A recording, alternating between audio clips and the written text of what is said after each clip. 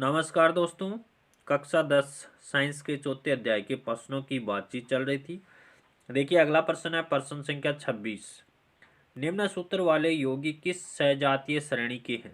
C2H5NH2 और CH3COCH3। तो इसकी बात कर लेते हैं। पहले यौगिक एमीन श्रेणी का है। C2H5NH2 है। यह यौगिक एमीन श्रेणी का है जिसका क्रियात्मक समूह क्या है? NH2 है। NH2 का अर्थ क्या होता है? एमीन होता है। और CH3COCH3 ये यौगिक है वो कीटोन श्रेणी का है। CH3COCH3 किससे श्रेणी का है? तो ये कीटोन श्रेणी का है। इसको इस तरह से लिखते हैं CH3C डबल बॉन्ड OCH3। ये किस श्रेणी का है? कीटोन श्रेणी का है। तो ये कीटोन समूह यहाँ पर जुड़ा हुआ है। C डबल बॉन्ड O को कीटोन कहते हैं। दूसरा प्रश्न कहता है एल्डिहाइड तथा कीटोन के अणुओं में संरचनात्मक भिन्नता क्या होती है? संरचनात्मक भिन्नता पूछी गई है किसमें? एल्डिहाइड और कीटोन में। देखिए एल्डिहाइड के अणु में क्रियात्मक समूह क्या होता है? CHO होता है।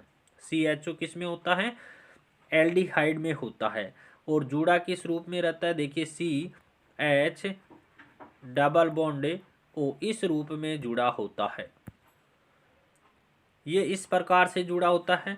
और यहाँ पर कोई भी कार्बन या मेथिल समूह जुड़ा होता है। कौन सा समूह जुड़ा होता है? जैसे मान लीजिए CH3 जुड़ा हुआ है। अब देखिए जबकि कीटोन में क्रियात्मक समूह क्या होता है? C डबल बॉन्ड O होता है। किसमें? कीटोन में क्या होता है? C डबल बॉन्ड O होता है। एल्डिहाइड में C double bond O carbonyl समूह की मुख्य संयोजकताएं क्या होती है? एक तो हाइड्रोजन के साथ जुड़ती है। ये देखो यहाँ पर हाइड्रोजन के साथ जुड़ गई तथा एक एल्किल समूह के द्वारा संतुष्ट होती है। ये एल्किल समूह हो गया। तो एल्डिहाइड में तो इस रूप में जुड़ेगा। जबकि कीटोन में C डबल बॉन्ड O समूह की दोनों संयोजकताएं एल्किल समूह के द्वारा संतुष्ट होती है।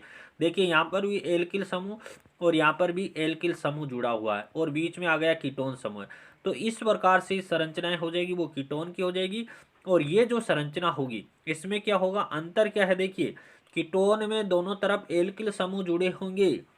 कीटोन में दोनों तरफ एल्किल समूह जुड़े होंगे और एल्डिहाइड में कार्बन के साथ देखिए दोनों में C डबल बॉन्ड हुआ है। C डबल बॉन्ड भी एल्डिहाइड में है। लेकिन एल्डिहाइड में एक तरफ कार्बन के एक तरफ हाइड्रोजन जुड़ा होता है, दूसरी तरफ CH3 जुड़ा होता है। जबकि कीटोन में दोनों तरफ क्या जुड़े होते हैं? एल्किल समूह CH3 जुड़े होते हैं। ये इसके अंदर भिन्नता है। प्रश्न संख्या 27 की बात करें तो 27 नंबर प्रश्न कहता है एथेनॉल जल में विलेय है या नहीं? एथेनॉल C2H5OH जल में घुलनशील है अथवा नहीं है? देखिए एथेनॉल कमरे के ताप पर द्रव अवस्था में होता है। एथेनॉल क्या होता है? कमरे के ताप पर द्रव अवस्था में होता है, जल में विलेय होता है, जल में घुलनशील होता है। एथेनॉल को किसी भी अनुपात में जल में मिलाया जा सकता है। जबकि प्रश्न संख्या 2 क्या कहता है? एथेनॉल की गर्म व सांद्र H2SO4 से क्रिया कराने पर क्या होगा? तो देखिए एथेनॉल की क्रिया गर्म व सांद्र H2SO4 से कराने पर इसका क्या हो जाता है? निर्जलीकरण हो जाता है। और निर्जलीकरण होकर के किसका निर्माण होता है? एथीन का निर्माण होता है। ये देखिए एथेनॉल का सूत्र है C2H5OH लिख सकते हैं या CH3CH2OH लिख सकते हैं। जब इनको सांद्र H2SO4 की उपस्थिति में गर्म किया जाता है 443 केल्विन पर तो एथीन का निर्माण होता है। CH2 डबल बॉन्ड CH2 का निर्माण होता है। एथीन का सूत्र क्या होता है? CH2 डबल बॉन्ड CH2 का निर्माण होता है प्लस H2O जल का निर्माण होता है। इस अभिक्रिया में सांद्र H2SO4 क्या करता है? निर्जलीकारक का कार्य करता है। अर्थात एथेनॉल से जल को पृथक करने का कार्य कौन करता है? सांद्र H2SO4 करता है।